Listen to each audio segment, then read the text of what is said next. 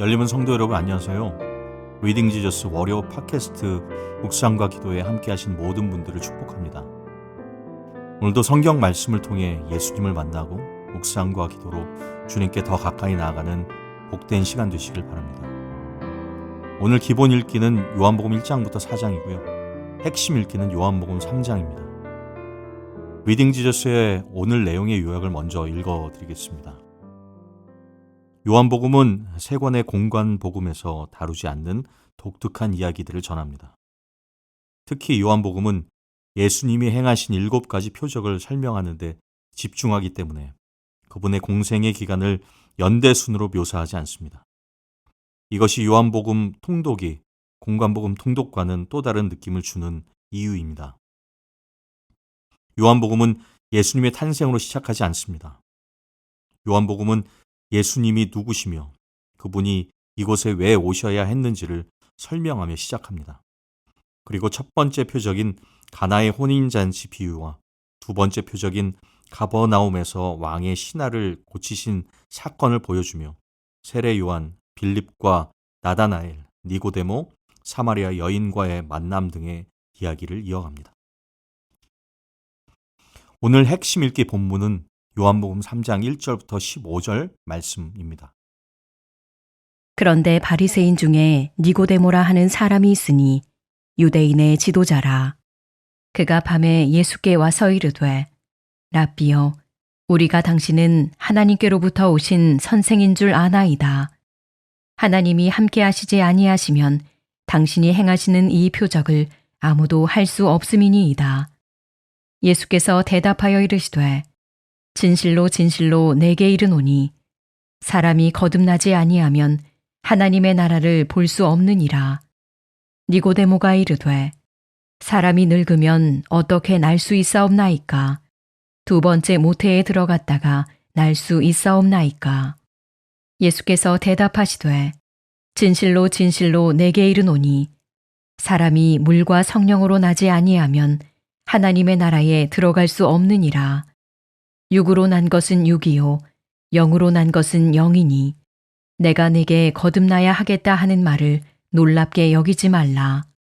바람이 임의로 불매 내가 그 소리는 들어도 어디서 와서 어디로 가는지 알지 못하나니 성령으로 난 사람도 다 그러하니라. 니고데모가 대답하여 이르되 어찌 그러한 일이 있을 수 있나이까? 예수께서 그에게 대답하여 이르시되 너는 이스라엘의 선생으로서 이러한 것들을 알지 못하느냐? 진실로 진실로 내게 이르노니 우리는 아는 것을 말하고 본 것을 증언하노라. 그러나 너희가 우리의 증언을 받지 아니하는도다. 내가 땅의 일을 말하여도 너희가 믿지 아니하거든. 하물며 하늘의 일을 말하면 어떻게 믿겠느냐? 하늘에서 내려온 자, 곧 인자 외에는 하늘에 올라간 자가 없느니라. 모세가 광야에서 뱀을 든 것 같이 인자도 들려야 하리니 이는 그를 믿는 자마다 영생을 얻게 하려 하심이니라. 하나님이 세상을 이처럼 사랑하사 독생자를 주셨으니 이는 그를 믿는 자마다 멸망하지 않고 영생을 얻게 하려 하심이라. 하나님이 그 아들을 세상에 보내신 것은 세상을 심판하려 하심이 아니요 그로 말미암아 세상이 구원을 받게 하려 하심이라. 그를 믿는 자는 심판을 받지 아니하는 것이요 믿지 아니하는 자는 하나님의 독생자의 이름을 믿지 아니하므로 벌써 심판을 받은 것이니라. 그 정죄는 이것이니 곧 빛이 세상에 왔으되 사람들이 자기 행위가 악함으로 빛보다 어둠을 더 사랑한 것이니라. 악을 행하는 자마다 빛을 미워하여 빛으로 오지 아니하나니 이는 그 행위가 드러날까 함이요 진리를 따르는 자는 빛으로 오나니 이는 그 행위가 하나님 안에서 행한 것임을 나타내려 함이라 하시니라. 그 후에 예수께서 제자들과 유대 땅으로 가서 거기 함께 유하시며 세례를 베푸시더라. 요한도 살렘 가까운 에논에서 세례를 베푸니 거기 물이 많음이라. 그러므로 사람들이 와서 세례를 받더라. 요한이 아직 옥에 갇히지 아니하였더라. 이에 요한의 제자 중에서 한 유대인과 더불어 정결 예식에 대하여 변론이 되었더니 그들이 요한에게 가서 이르되 랍비여 선생님과 함께 요단강 저편에 있더니 곧 선생님이 증언하시던 이가 세례를 베풀매 사람이 다 그에게로 가더이다. 요한이 대답하여 이르되 만일 하늘에서 주신 바 아니면 사람이 아무것도 받을 수 없느니라. 내가 말한 바 나는 그리스도가 아니요 그의 앞에 보내심을 받은 자라고 한 것을 증언할 자는 너희니라. 신부를 취하는 자는 신랑이나 서서 신랑의 음성을 듣는 친구가 크게 기뻐하나니 나는 이러한 기쁨으로 충만하였노라. 그는 흥하여야 하겠고 나는 쇠하여야 하리라 하니라. 위로부터 오시는 이는 만물 위에 계시고 땅에서 난 이는 땅에 속하여 땅에 속한 것을 말하느니라. 하늘로부터 오시는 이는 만물 위에 계시나니 그가 친히 보고 들은 것을 증언하되 그의 증언을 받는 자가 없도다. 그의 증언을 받는 자는 하나님이 참되시다는 것을 인쳤느니라. 하나님이 보내신 이는 하나님의 말씀을 하나니 이는 하나님이 성령을 한량없이 주심이니라.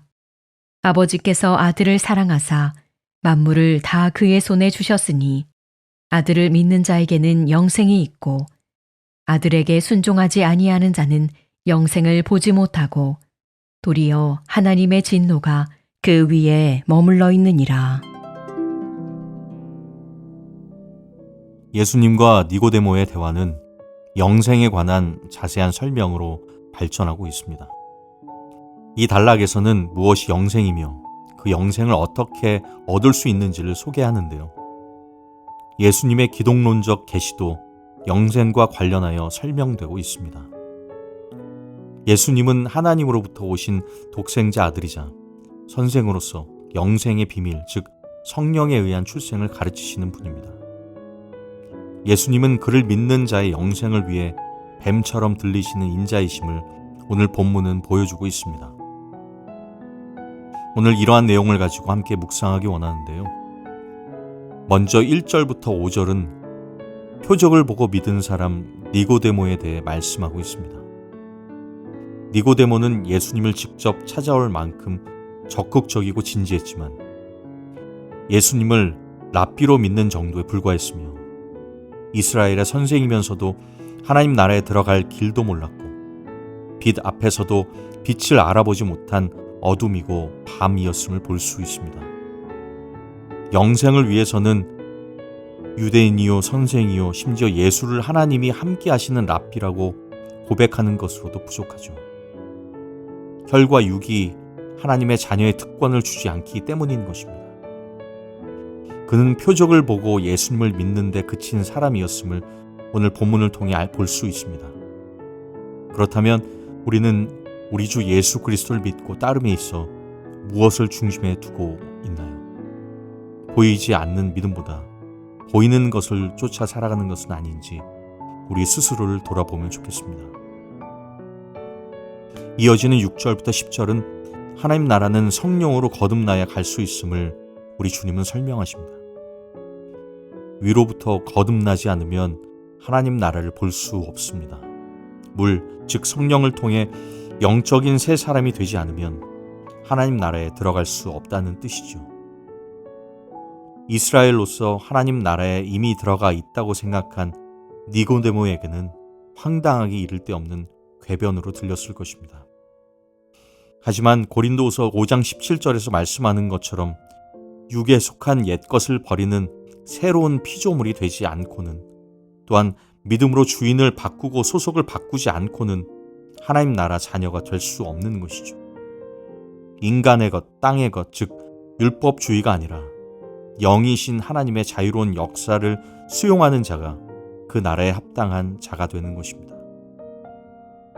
우리는 하나님의 자녀로 부르심을 받고 그리스도의 제자로 살아간다고 이야기하면서 혹 여전히 육의 것을 따르거나 지나친 율법주의에서 자유롭지 못한 삶을 사는 것은 아닐까요?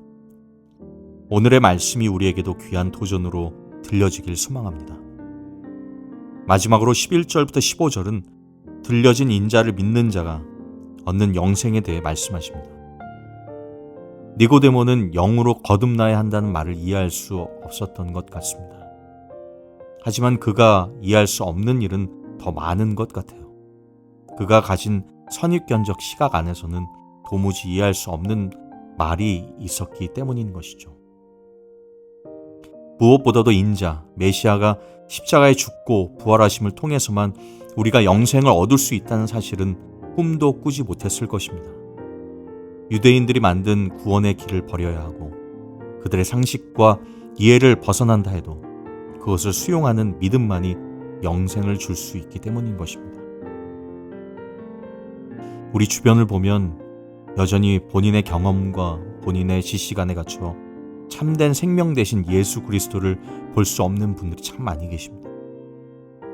내 중심이라는 울타리에 갇혀서 말이죠. 하지만 복음은 나 중심에서 벗어나 그리스도 중심의 삶으로 변화되는 것을 그 출발로 삼고 있습니다. 오늘도 우리에게 맡겨진 하루의 삶에서 그러기에 무엇이 진정한 구원의 길인가를 알리고 전하는 삶이야말로 죽음에서 생명으로 인도하는 놀라운 초대라는 것을 기억했으면 좋겠습니다. 우리 주변에 니고데모와 같은 분들이 참 많습니다. 참된 진리를 알고자 하는 분들에게 복음의 기쁜 소식을 전하고 나누는 우리 사랑하는 모든 열린문의 가족들이 되시길 주님의 이름으로 축원드립니다. 이제 공동체를 위한 기도 제목을 가지고 한 마음으로 기도하기 원하는데요. 먼저 교회 공동체를 위해 기도해 주실 때 오늘은 성도님들의 가정 생활을 위해 기도해 주시길 바랍니다. 사랑과 화목으로 하나 되어 하나님께서 주신 축복을 누릴 수 있는 열림은 모든 가정이 되게 해달라고 이 시간 기도하기 원합니다. 또한 여러 국가들을 위해 기도해 주실 때 오늘은 미국과 한국의 교육을 위해 기도 부탁드립니다. 자녀들이 어려서부터 하나님을 알고 사랑하며 신앙 안에서 성장할 수 있게 해달라고 기도해 주시면 좋겠고요. 마지막으로 하나님 나라를 위해 기도해 주실 때 오늘은 음악을 통해 복음을 나누는 허그스 사역을 위해 기도해 주십시오. 9월 16일부터 가을 학기가 시작되는데요. 이번 가을 학기엔 21명의 저소득층 가정의 학생들이 음악 교육을 받게 됩니다. 허그스의 모든 선생님들과 스태프들이 하나님의 은혜와 사랑과 긍휼로 학생들을 섬기며 가르칠 수 있도록을 위해 기도해 주시기 바랍니다. 그리고 이번 학생들 중 대학 진학 준비 중인 고학년 학생들이 있는데요. 그들이 그리스도의 복음과 사랑 안에 앞으로의 진로를 잘 결정하고 안내받기를 위해 기도를 부탁드립니다. 또한 허그스 선생님들이 멘토로서 학생들에게 복음의 씨앗을 잘 전달하여 학생들의 마음에 그리스도의 사랑과 복음이 새겨지길 위해 기도를 부탁드립니다. 이를 위해 기도해 주신 뒤에 계속해서 개인의 기도 제목을 가지고 기도의 자리로 나아가시면 좋겠습니다.